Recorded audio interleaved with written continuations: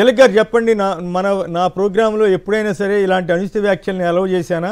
ఆ రోజు నిజానికి నాకు కాస్త అనారోగ్యం కూడా ఉంది, దగ్గు అవి, దానివల్ల కూడా ఇంకొంచెం గట్టిగా ఖండించి ఉండాల్సిందనే అభిప్రాయం నాకు కూడా తర్వాత అనిపించింది. అది కానీ ఈ రకంగా ఇంత స్థాయిలో కావాలని ఇదంతా మరి ఎందుకు చేశారో, ఎవరు చేయించుంటారో, ఎవరు చేశారో, గతంలో 2016లో నాకు తెలుసు ఇన్ని వేల ఎకరాలు ఎందుకు అన్నందుకు నా మీద కోపం వచ్చింది. అట్లాగే ఇప్పుడు ఈ రకంగా చేయటం ఇవన్నీ కూడా మరి మీ అభిప్రాయం ఏంటి? మీరు ఇంతకాలంగా చూస్తున్నారు కదా. నమస్కారం కేసర్ గారు. నమస్కారం. ముందుగా సీనియర్ లెజిస్లేచర్ మాగంటి గోపీనాథ్ గారు మరణానికి సంతాపం తెలియజేస్తున్నాను. తర్వాత ఈ చర్చకి సంబంధించి డిబేట్ అనేది ఆంధ్రప్రదేశ్ లో ఉన్నటువంటి మెజారిటీ ఛానల్స్ కంటే సాక్షిలో హుందాగా నడుస్తుంది. అది ఎవరు చెప్పాల్సిన అవసరం లేదు, ఎవరు సర్టిఫికేట్ కూడా ఇవ్వాల్సిన అవసరం లేదు. డిబేట్ నిర్వహించే జర్నలిస్టులు సవాళ్ళు విసురుతున్నారు, జగన్ గారికి సవాళ్ళు విసురుతారు, రాజకీయ పార్టీలకు సవాళ్ళు విసురుతారు, వాళ్ళ మీద వ్యాఖ్యలు చేస్తారు, రకరకాలుగా మాట్లాడతారు, పచ్చి బూతులు మాట్లాడతారు. అలాంటి వాతావరణంలో సాక్షిలో డిబేట్ అనేది ఉందాగా నడుస్తుంది అనేది నా అభిప్రాయం. అయితే ఈ సందర్భంలో మరొక మాట చెప్పాలి. నేను జగన్ గారికి కానీ భారతి మేడం గారికి కానీ కృతజ్ఞతలు తెలపాలి. నా పట్ల ఎంతో గౌరవం అభిమానం చూపుతూ వచ్చారు. ఈ ప్రోగ్రాంలో వాళ్ళకి అసలు ఎన్నడూ వాళ్ళెవరూ ఏంటన్నా ఇట్లా జరిగిందని కూడా ఎప్పుడు నన్ను అడగల. అది వారి గొప్పతనం అని నేను ఫీల్ అవుతుంటే, అయితే నా వల్ల వాళ్ళకి ఏదైనా ఇబ్బంది కలిగితే మాత్రం నేను క్షమాపణ కోరుతూ, అవసరమైతే ఒకవేళ ఇబ్బంది కలిగే పరిస్థితి వస్తే మాత్రం నేను ఉద్యోగం మానుకోవడానికి కూడా సిద్ధమని చెప్పాలన్నది నా అభిప్రాయం. తెలంగాణ కేసరి గారు, ఇటువంటి క్లిష్ట పరిస్థితులు వచ్చినప్పుడు మనం ఫేస్ చేయాలి తప్ప అదే నేను అందుకే ఆలోచనతోటే ఉన్నాను. కారణం ఏంటంటే మీరెక్కడ తప్పు చేయరా, మీరు ఆ రోజున జరిగిన మొత్తం వివరంగా చెప్తాను. నేను కొంచెం వివరంగా టైం తీసుకొని చెప్తాను. ఇప్పుడు ఆ రోజున మీరు ఆపడానికి ప్రయత్నం చేశారు, అది అవసరం లేదని కూడా అన్నారు. ఆయన సందర్భం లేని వ్యవహారం అది. అమరావతికి మీరు పెట్టిన చర్చ ఏమిటి అసలు? సాక్షిలో చర్చ 44,000 ఎకరాలు మళ్ళీ తీసుకోవాలి. అదే కాదు అంటే అట్లాగా దేవతల రాజధాని, జనం రాజధాని, జనంకి ఎట్లా దీంట్లో అనే పాయింట్ మీద నడిపాను. సరదాగా ఉంటుంది, అది అందరికి ఇంట్రెస్టింగ్ గా ఉంటుంది అనే ఉద్దేశం. దాంట్లో ఆ సబ్జెక్ట్ ఆయన కృష్ణరాజు గారు ప్రస్తావించిన అంశం రానక్కర్లేదు అసలు. ఇక 44,000 ఎకరాలు దేవతల రాజధాని ఇదే నేను మాట్లాడినప్పుడు ఆల్రెడీ 54,000 ఎకరాలు తీసుకున్నారు. ఆ చర్చ పక్కకు దాకా పట్టింది. ఇప్పుడు దీనివల్ల అట్లా 54,000 ఎకరాలు ప్లస్ 44,000 ఎకరాలు మరి కొత్తగా తీసుకోవడం. నాకున్న సమాచారం అయితే దాని పక్కన ఇంకొక 26,000 ఎకరాలు ప్రభుత్వం కూడా తీసుకోబోతున్నారు, ఇంకొక 6,000 ఎకరాలు సేకరించబోతున్నారు. మొత్తం 70,000 ఎకరాలు పైగా వాడు ఇప్పుడు తీసుకోవాలనుకున్నారు. ఇది చాలా ఎందుకు ఆక్షేపణ తెలియజేయాలి. జగన్మోహన్ రెడ్డి గారు ఒక పాయింట్ చెప్పారు మొన్న ప్రెస్ మీట్ జరిగినప్పుడు, వారం క్రితం 10 రోజుల క్రితం, లేకపోతే డిబేట్ లో దీంట్లో ఆయన ఏం చెప్పారంటే, ఈ ఇంత ఖర్చు పెట్టి ఇక్కడ పెట్టే బదులు గుంటూరు విజయవాడ మధ్యలో నాగార్జున యూనివర్సిటీ పక్కన ఉన్న ప్రభుత్వ భూములు పెట్టచ్చు కదా అని చెప్పేసి ఒక మాట అన్నారు. ఇది డిబేటబుల్. ఇటువంటి తరహా చర్చ జరగాల్సింది పోయి దురదృష్టవశాత్తు ఇటువంటి అనుచితమైన అనవసరమైన కామెంట్స్ వలన పక్కదారి పెట్టింది. నేనేమంటాను, ఇప్పుడు 5,000 ఎకరాలు ఎయిర్పోర్ట్ కావాలంటున్నారు, 7,000 కోట్లు ఏం ఖర్చు పెట్టాలంటున్నారు. సరే 7,000 కోట్లు 2,000 కోట్ల తర్వాత విషయం. కొత్తగా విమానాశ్రయం కట్టడానికి గన్నవరం విమానాశ్రయం ఉంది, దాని ఎదురుగా పోవడం స్థలం ఉంది. కొత్తగా విమానాశ్రయం కట్టక్కర్లేదు, అక్కడ పెట్టచ్చు రాజధాని. ఇక్కడే ఎందుకు పెట్టాలి? 130,000 ఎకరాలకి ఎందుకు స్కెచ్ వేయాలి? ఇవాళ మీకు ఒక మాట చెప్తాను, ఈ రాష్ట్రంలో కానీ దేశంలో కానీ ఒక ఎకరానికి సాగునీటి సౌకర్యం కల్పించాలంటే, ప్రాజెక్టులు కట్టి కాలువలు తవ్వి పంట కాలువలు తవ్వి ఇవన్నీ చేయాలంటే యావరేజ్న 15 లక్షల రూపాయలు ఖర్చు అవుతుంది ఎకరానికి. ఇక్కడ 1,30,000 ఎకరాలు సాగు యోగ్యమైన భూమి. ఎంత నష్టం చేస్తున్నారు? ఇంత సాగు యోగ్యమైన భూమిని మళ్ళీ తీసుకొచ్చి ఇక్కడ కట్టడాలు కట్టడం, మళ్ళీ నేను విశాఖపట్నంలో 1,00,000 ఎకరాలు కావాలంటున్నాను. అంటే ఎంత ప్రజల ఆస్తి ఇంత ఖర్చు పెట్టి ఇరిగేషన్ ఫెసిలిటీ కల్పిస్తే దాన్ని తీసుకొచ్చి మళ్ళీ కట్టడాలు కట్టడానికి మార్చుతున్నారు. కొత్తగా మళ్ళీ ఇరిగేషన్ ఫెసిలిటీ క్రియేట్ చేయడం కోసం భరించాలంటారు. ఏమిటి ఇదంతా? ఎటు వెళ్తున్నాం? దీనికి ఒక పద్ధతి దారి ఏం లేదా అనేది చర్చ జరగాలి. అక్కడే ఎందుకు కట్టాలి? జగన్మోహన్ రెడ్డి గారు చెప్పినట్టు నాగార్జున యూనివర్సిటీ పక్కన కట్టవచ్చా? లేదా నేను అన్నట్టుగా గన్నవరం ఎదురుగా కడితే విమానాశ్రయం కొత్తగా కట్టక్కర్లేదు కదా? ఇలాంటివన్నీ చర్చ జరగాలి.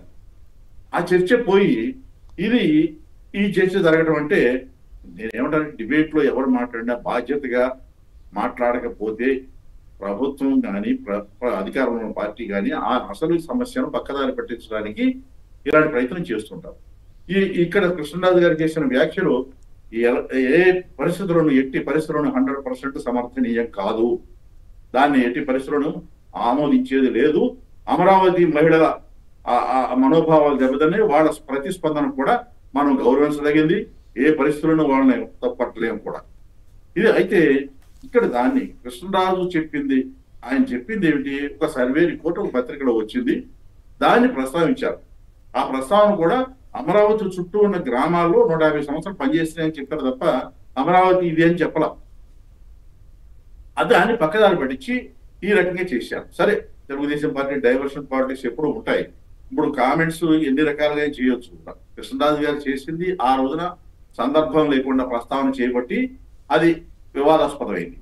దాన్ని ఎట్టి పరిస్థితుల్లో మనం సమర్థించలేము, సమర్థించకూడదు. మేనేజ్మెంట్ కూడా, సాక్షి మేనేజ్మెంట్ కూడా ఎక్కడ సమర్థించలేదు. దాన్ని ఖండించింది. దాంట్లో నాకు అసలు ప్రమేయం లేనట్లే లెక్క. కాకపోతే నా ప్రోగ్రాంలో జరిగింది కాబట్టి నేను కూడా వెంటనే అది క్షమాపణ చెప్పడానికి సిద్ధపడ్డాను తప్ప వేరే కాదు కదా. అయితే ఇక్కడ పాయింట్ ఏంటంటే ఇప్పుడు ఆయన చేసింది అంతా 1 సెకను, కానీ ఆ తర్వాత ఎల్లో మీడియా అనండి, ఇంకో మీడియా అనండి, వాళ్ళు చేసిన రచ్చ అది ఎంత దారుణం అండి. నిజంగా అమరావతి మీద ప్రేమ ఉంటే అట్లా చేయొచ్చా మనం? అదే ఇప్పుడు నేను అనేది డైవర్షన్ అనేది ఇదేనండి. ఇప్పుడు నేను ఇక్కడ చాలా స్పష్టంగా చెబుతున్నాను, మీరు అది ఆపడానికి ప్రయత్నం చేశారు, ఆయన ఆగలేదు. ఒకటి ఆ త్వరలో జరిగింది. సరే, ఇంకా గట్టిగా చెప్పాలా, నెమ్మది చెప్పాలా అంటే అది వేరే విషయం. నేను ఇక్కడ కూడా ఇంకా వివరంగా చెప్తాను. ఒక 2 నిమిషాలు మీరు టైం ఇవ్వాలి కుమ్మరేణి గారు. ఎందుకంటే ఈ సందర్భంలో మనం ఇటువంటి విషయాలు కూలంకషంగా కనుక మాట్లాడకపోతే తప్పు చేసిన వాళ్ళు. కృష్ణరాజు గారు చేసిన తప్పే, ఎట్టి పరిస్థితుల్లో సమర్థనీయం కాదు. అమరావతి మహిళల మనోభావాన్ని గౌరవించాల్సిందే. వాళ్ళ ప్రతిస్పందనను కూడా మనం తప్పు పట్టలేము, ఇందులో ఎటువంటి సందేహం లేదు. అదే సందర్భంలో భారతిరెడ్డి గారి గురించి కూడా ఈ రోజు ఈనాడు జ్యోతిలో రాసిన పద్ధతి సమర్థించడం కాదు, అది సమర్థించలేము ఎట్టి పరిస్థితుల్లో కూడా. ఇప్పుడు నేను ఎందుకు మాట్లాడుతున్నానంటే, టీవీలో కానీ పేపర్లో, సాక్షి టీవీలో కానీ పేపర్లో ఒక చర్చ జరిగితే మేనేజ్మెంట్కే బాధ్యత అయితే, నేను లోగడ జరిగిన సందర్భాలు కూడా చెప్తాను. అలాగే ఒక రాజకీయ పార్టీ నాయకుడు, నాయకుడు చెప్తే అది రాజకీయ పార్టీ బాధ్యత వహించాలి. ఇక్కడ సాక్షి టీవీలో మీరు కనుక ఆ కామెంట్ చేసి ఉంటే మీరు బాధ్యత వహించాలి. మీరు చేయలేదు. ఒక జర్నలిస్ట్ వచ్చి చేసిన కామెంట్ అది కూడా సందర్భం లేకుండా చేసిన కామెంట్. అందువల్ల ఇక్కడ మేనేజ్మెంట్ తప్పట్టక్కర్లేదు, వైఎస్ఆర్ కాంగ్రెస్ పార్టీని తప్పట్టక్కర్లేదు. అయినా వాళ్ళు దాన్ని ఖండించినా కూడా దాన్ని ఇవాళ పొద్దున ఆంధ్రజ్యోతి ఈనాడులో ఎక్కువగా రాశారు. నేను చాలా స్పష్టంగా చెప్పదలుచుకున్నాను. వాళ్ళ మీరు అనుమతించాలి. పరిస్థితిలో నేను ఎప్పుడు కూడా ఇలా మాట్లాడను, ఇలా అడగను కూడా. ఎందుకంటే ఈ సందర్భం చెప్పకపోతే జనానికి సరైన మెసేజ్ వెళ్ళదు. ఇప్పుడు నేను ఒక మాట చెప్తాను. లోగడ మనం ఈ కృష్ణరాజు గారు ఆ మాట అన్నప్పటికీ అమరావతి ప్రాంతంలో పదాలు వాడవద్దు దయచేసి, సెక్స్ వర్కర్స్ గురించి మాట్లాడారు, అది తప్పే. మరి అలాగే ఎందుకంటే అంతమంది మూకుముడిగా ఆ ప్రాంతానికి సంబంధించిన మహిళల గురించి వచ్చింది కాబట్టి ప్రస్తావన. అలాగే పవన్ కళ్యాణ్ గారు 30,000 మంది మహిళల అక్రమ రవాణా వాలంటీర్లు చేశారని చెప్పి అన్నప్పుడు కూడా అది కూడా తప్పే. అలాగే చంద్రబాబు నాయుడు గారు వాలంటీర్లు మగవాళ్ళు ఇళ్లలో ఎప్పుడు ఇంటికి వెళ్ళి తలుపులు కొడుతున్నారు అని చెప్పి చెప్పడం కూడా తప్పే. వీటన్నిటికీ ఎవరు క్షమాపణ చెప్పాలి? అందువల్ల 100% తప్పు వారు మాట్లాడింది కూడా. అలాగే కృష్ణరాజు గారు మాట్లాడింది కూడా తప్పే.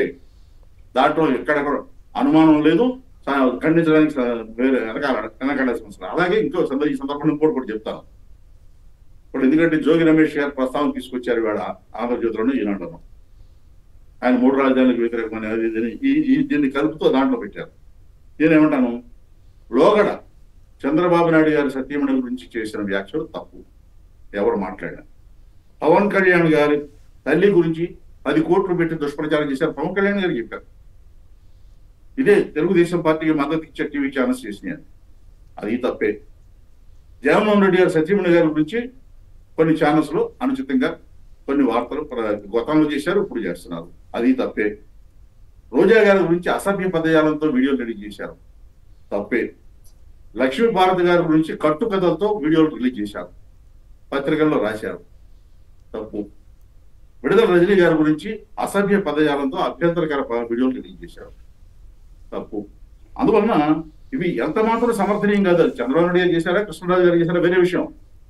చేసిన తప్పు చంద్రబాబు నాయుడు గారు చేస్తే తెలుగుదేశం పార్టీ బాధ్యత, పవన్ కళ్యాణ్ గారు చేస్తే జనసేన బాధ్యత, మీరు కొమ్మినేని శ్రీనివాస్ గారు చేస్తే సాక్షి బాధ్యత. కానీ కృష్ణరాజు గారు చేస్తే సాక్షి ఎట్లా బాధ్యత అవుతుంది, వైఎస్ఆర్ కాంగ్రెస్ పార్టీ ఎట్లా బాధ్యత అవుతుంది? నా పాయింట్ అది. అందువల్ల కృష్ణరాజు గారు చేస్తే తప్పని చెబుతూ అదే సందర్భంలో టీవీ డిబేట్లలో విశ్లేషకుడుగా వచ్చేటువంటి జర్నలిస్టులు విచక్షణతో కూడినటువంటి కొంచెం జాగ్రత్తగా మాట్లాడాలి. అది మాట్లాడటంలో తప్పు వస్తే అది చాలా పరిణామాలకు దారితీస్తుంది. ఉదాహరణకి లోగడ TV5లో ఒక ఆ టీవీ డిబేట్ కండక్ట్ చేసే మనిషి, నేను వాడకుండా పదజాలం కూడా చెప్తున్నాను, వద్దొద్దు ఆ పదం వాడొద్దండి దయచేసి, వద్దు. కాదు మనకి వాళ్ళకి తేడా లేకుండా పోతుంది. కాదు, జనానికి తెలియాలి కదా ఏమిటో అసభ్య పదజాలం అనేది. అందువల్ల ఆ రోజున పోసాని కృష్ణమూర్తి గారిని ఇంటర్వ్యూ చేస్తూ ఆ టీవీ డిబేట్ కండక్ట్ చేసిన మనిషి మరి లంజముండలు అన్నాడా లేదా, ఫిలిం ఫీల్డ్ లో ఉన్నారా లేదా అని అన్నాడా లేదా, ఫిలిం ఫీల్డ్ లో ఉన్నాడంతా అటుంటాడా? అంటే అనుకుని ఉంటే బాగుండేది. సరే మీరు అనేసారు, నేను వద్దన్నా కూడా. ఎందుకంటే జనానికి తెలియాలండి. ఇప్పుడు మనం ఏదో హుందాగా మాట్లాడితే జనానికి మనం చెప్పేది ఇక్కడ జరిగిన ఒక చిన్న మాటని ఇంత చర్చ జరుగుతుంది కదా. ఇప్పుడు నేనున్నా అండి, నాకు మీతో పాటు మన ఇద్దరు సహచరులమే, నాకు 47 సంవత్సరాల జర్నలిజంలో నేను ఇప్పటికీ ప్రొఫెసర్ నాగేశ్వర్ గారు మాట్లాడుతున్నా, తెలకపల్లి రవి గారు మాట్లాడుతున్నా చాలా జాగ్రత్తగా వింటాను. ఎందుకంటే వాళ్ళకి ఉన్న జ్ఞానం నాకు లేదు, అంత పరిజ్ఞానం ఉంది కాబట్టి వాడు చెప్పేది వింటాను, చాలా శ్రద్ధగా వింటాను. అట్లాగే రాజకీయ నాయకులు నేను రోసీ గారి దగ్గర నేర్చుకున్నా విశ్లేషణ అనేది. రోసీ గారు అడిగేవాడు, పేపర్లో వచ్చింది చూపించి దీని గురించి నేను అభిప్రాయం వింటాను. అయితే నేను చెప్తే ఇట్లా కాదు ఇలా అయి ఉంటుంది,